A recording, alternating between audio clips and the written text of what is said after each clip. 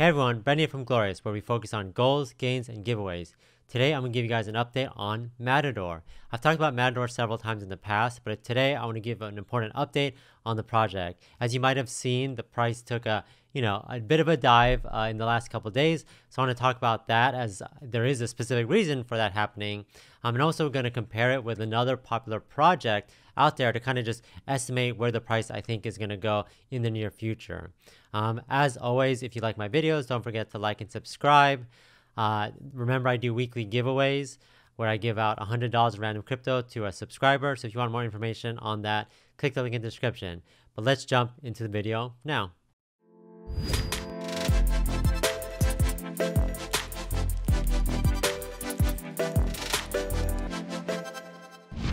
So if you haven't seen me talk about Matador in the past, it's a super exciting project. This is their logo right here. It's a Matador, of course, and their ticker is MTDR. Their initial supply was 1 quadrillion. They burned about half it already. There's over 2,000 holders, even more now. And you can just learn all about the project here. I think the biggest thing, what draws people to this project, is the tax. So it's 30% tax. But the good thing about that is if you're a holder is that 20% of that is rewards. So I think that's awesome. You get, I haven't seen any project out there, and I've looked at a lot of projects that have the rewards for holding being so high. I think the highest I've seen is like 5% or something like that. I think that was like SafeMoon. I'm not sure if I've seen anything higher, but definitely giving back to the people that are holding in the long term. So I think that's awesome. They have also some more information on the website at matadortoken.com if you want to learn more. Their listings on CoinMarketCap, CoinGecko are up already. You can learn more about their tokenomics and just more information on the project as a whole. So cool. How to buy, and so this is me. If you want to learn how to buy Matador, I didn't even know that they put me on the website. So if you want to learn how to buy Matador, you could go here and then check out this guy. He'll teach you how to buy Matador, which is awesome. Cool. But if you guys have any questions, you could obviously ask in the comments, and I'm happy to answer. So the main thing I wanted to talk about today is the price and what has happened in the past couple of days, weeks, what's going on with this project, right? So I think everything in terms of everything that they're working on in terms of on the roadmap, they've accomplished a lot. If I just scroll back real quickly and see, like, they've done so much already in such a short amount of time. They've obviously launched, they've locked their tokens, they've submitted for auditing, they've locked access to dev tokens, they've done an airdrop, marketing partnerships, they've done an AMA, they set up a giveaway raffle, CoinMarketCap listing, CoinGecko listing. So I think they've just done a lot in a short amount of time. And so their company and the project and the people, so the people behind the project are doing an awesome job pushing this project forward. But which is out of their control is what's happening with the price and the people holding the amount of supply that they had. So if you actually go back to their CoinGecko, as you can see here, there was a big dip back in, this was like June 1st, right? This is June 1st. And what happened was, obviously there was a lot of hype, initial hype towards the project, everything was going good. And then right here, right in the part that, there was an all-time high, there was a whale that sold. So this is my drawing live on a whale. So this was the whale that sold, and he actually sold a bunch, 250K. It's very hard, right? He sold 250K on this day. So that's why the price dipped. So I know there's a lot of people out there. I mean, even me, right, who I invested early. I was really happy with how the price was going. And then all of a sudden I woke up one day and the price dipped like 50-60%. And I was like, what the heck is going on? And what happened was, and you could have seen if you're watching the whale activity and the amount of transactions, that someone sold one holder for 250K, which ended up being a huge amount of supply.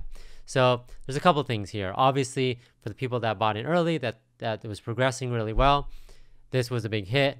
But you can think of it as 1/4 of the supply is now back in circulation. So I think that after this hit, obviously it's still going down a little bit, but I do think that there is going to be as more and more people get into the project and more people buy in, I think there's going to be another huge growth period for Matador. And why do I know that? We can compare to another project. And again, this is just a comparison because I wanted to see, okay, what happens after these huge dips with these new projects, especially after the first couple of days. What happens? What is, typical, and what is common. So I'm looking at, so this is safemoon, right? So I'm just comparing to safemoon. Obviously very different projects. Obviously they have the reward mechanism, etc. But I do think that we could learn a lot from this. So from here, obviously this was early safemoon days, literally back in April, end of April, which is crazy that safemoon has been around. I mean, we still think it was a new project, but new these days is, I guess a couple months now. So what happened was there was obviously this huge growth, a lot of hype, and then boom, right there. Same exact thing that kind of happened where there was a big dip. Again, I'm not sure the specifics of it. Obviously, there was a bunch of people selling. I think that's what happens with all-time high. People get excited and they just start selling. Hey, they're 2x, 3x, 10xing their money, and then they just sell. And obviously for the holders, that's why a lot of people say, oh, make sure they want everyone else to hold because it's beneficial for everyone. But the people that sell, they get their money, their their small amount of money or whatever they invested, and then they get out.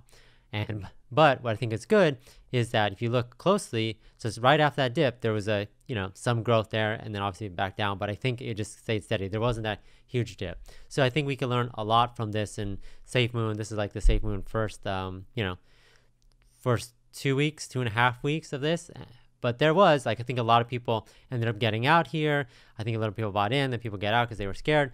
But I think in the long run, safemoon as a project was, they just had a lot to accomplish, and then they're doing like awesome right now, and there's a ton of holders. So if I want to relate it to Matador, and again, I don't know what's going to happen. I can't tell the future, but I do know how people react when new projects hit all-time high and then they sell.